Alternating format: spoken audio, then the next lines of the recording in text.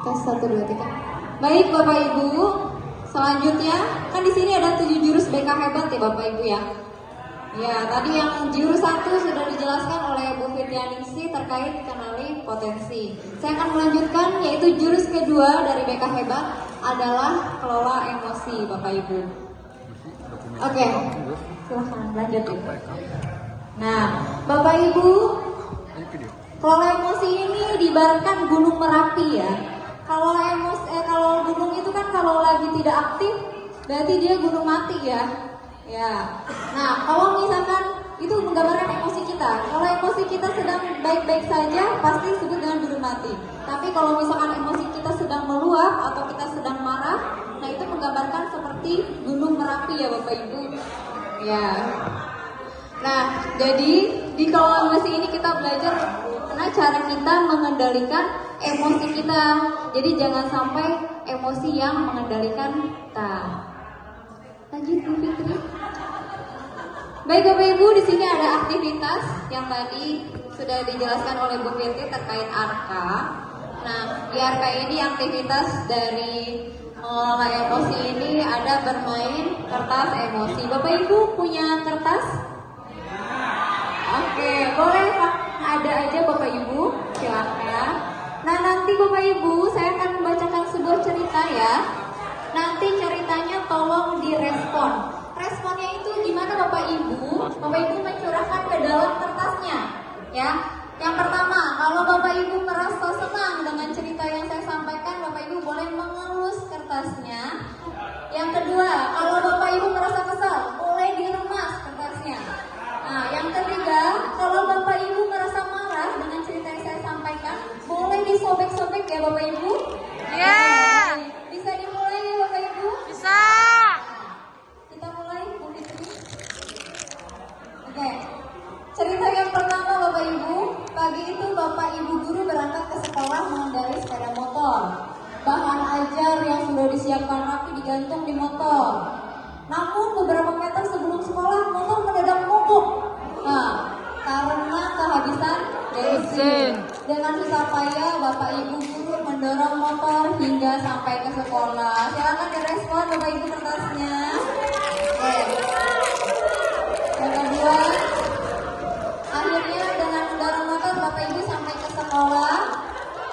Ya, sampailah Bapak Ibu di kelas. Hampir semua murid datang tepat waktu pada saat itu.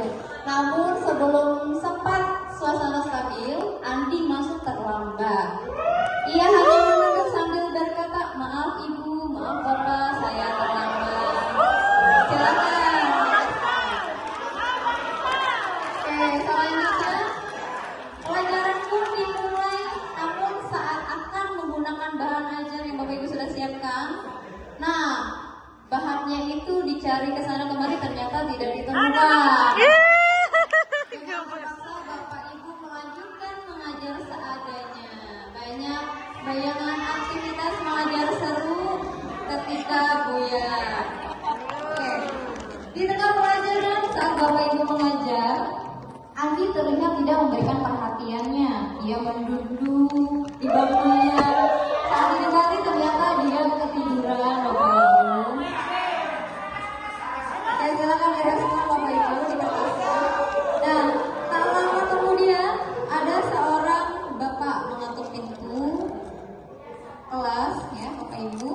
Bapak Ibu guru buka pintunya dan menghampiri Bapak Ibu berkata, "Maaf saya pamannya Andi, sebetulnya Andi sudah 3 hari di rumah sakit menunggu ayahnya yang sedang sakit. Meski kurang tidur, tapi Andi tetap ingin berangkat ke sekolah karena tidak mau ketinggalan pelajaran. Sekarang saya mau jemput Andi katanya, karena bapaknya sudah masuk ruang ICU." Cerita yang keenam, lanjutnya, paman Andi juga mengeluarkan sebuah plastik. Bapak Ibu bungkusan di tasnya. "Oh iya, Bapak Ibu guru tadi di jalan saya menemukan ini bungkusan. Saya tadi cek isinya buku dan ada nama sekolah ini. Jadi saya bawa, siapa tahu Ibu guru bisa memberikan kepada pemiliknya." Bu guru melihatnya dan ternyata itu bahan ajar yang dari tadi Bapak Ibu guru cari. Oke, Andi dan mamanya pun berpamitan. Akhirnya Bapak Ibu guru kembali ke kelas dengan bahan ajar yang kembali di tangan. Bapak Ibu guru melanjutkan pelajaran dengan semangat.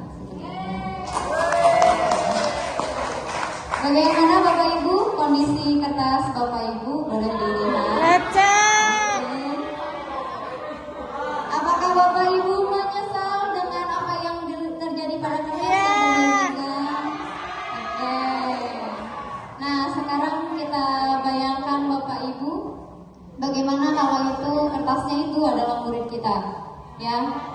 Kita tidak pernah tahu apa yang dialami oleh siswa kita, tapi kita langsung menghakiminya begitu saja, begitu Bapak Ibu ya. Jadi Bapak Ibu, pembelajarannya dari aktivitas yang sudah kita lakukan tadi, kita jangan mau menjadi termometer. Termometer kan ada panas, ada suhu, ada dingin ya Bapak Ibu. Nah kita harus bisa jadi stabilizer Bapak Ibu. Jadi kelola emosinya itu stabil, tidak marah terus, tidak sedih terus, atau tidak tidak negatif terus lah seperti itu. Nah salah satunya ada self awareness atau mengenali peta emosi. Bapak Ibu tahu perasaan Bapak Ibu sendiri? Oke. Mudah-mudahan Bapak Ibu semuanya sudah tahu ya. Di sini ada perasaan-perasaan yang kita bisa lihat. Di sini ada yang paling atas Bapak Ibu ada happy, ada excited, ada tender. Di sini adalah namanya emosi positif. Sedangkan yang di bawah ada sad, sedih, angry, marah, scared, takut gitu Bapak Ibu. Itu termasuk dari emosi negatif. Jadi Bapak Ibu sekarang tahu ya mana yang termasuk emosi positif dan emosi negatif. Oh iya Bapak Ibu, kita gimana? Selesaikan saja? Cukup? Oke, kita next. Jurus yang ketiga.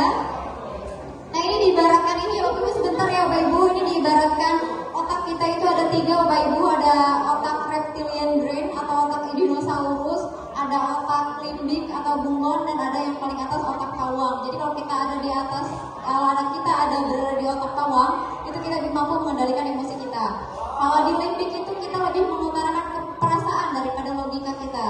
Sedangkan kalau yang otak dinosaurus, ya pasti kita tidak punya logika lagi dan tidak berperasaan lagi. Jangan sampai kita ada di yang terendah, yaitu otak dinosaurus atau reptilian brain. Oke,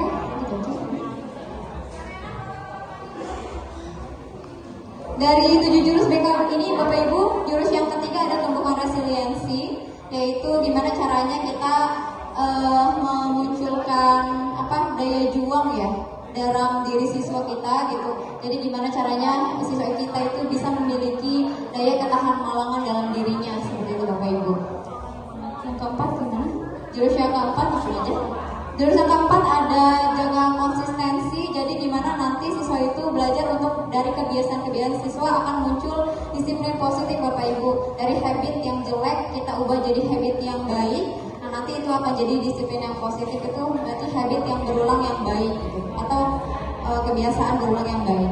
Selanjutnya ada jurus yang kelima. Yang kelima itu ada jalin koneksi. Gimana cara kita berhadapan dengan siswa, menghadapi siswa kita gitu ya. Mungkin Bapak Ibu guru yang guru penggerak paham betul tentang ini.